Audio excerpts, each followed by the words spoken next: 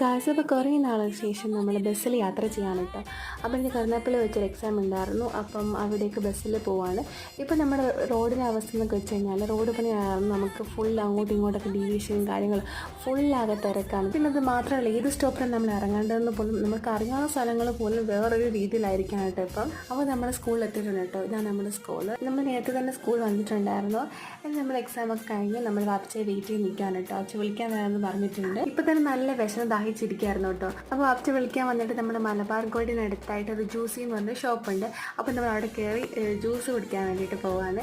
അപ്പോൾ നമ്മൾ അത് ടെൻഡർ മൽബാണ് കേട്ടോ ഓർഡർ ചെയ്തത്. ടെൻഡർ മൽബ, പിന്നെ വാപ്പച്ചയ്ക്ക് ഒരു ഫലൂഡ, പിന്നെ സാൻഡ്വിച്ചാണ് നമ്മൾ ഓർഡർ ചെയ്തത്. രണ്ട് നല്ല അടിപൊളി ടേസ്റ്റിൽ സംഭവമായിരുന്നു കേട്ടോ. ഞാൻ നല്ല വിശന്നിരിക്കുന്നതുകൊണ്ട് തന്നെ വാപ്പച്ചാണെങ്കിൽ പകുതി കുടിച്ചിട്ട് ബാക്കി പകുതി വാപ്പച്ചയുടെ ഫലൂഡ എനിക്ക് തന്നെ തന്നു കേട്ടോ. അപ്പോൾ അത് ഞാൻ ഫുള്ള് കുടിച്ചു. അത്രയും കുടിച്ചപ്പോൾ തന്നെ വയറ് നല്ല രീതിയിൽ നിറഞ്ഞു കേട്ടോ. പിന്നെ ബാക്കിയൊന്നും സാൻഡ്വിച്ച് നമ്മളെടുത്ത് പാഴ്സൽ ചെയ്തിട്ട് നമ്മൾ തിരിച്ച് വീട്ടിലേക്ക് പോകണം. അപ്പോൾ അത്രയുള്ളൂ. ബൈ.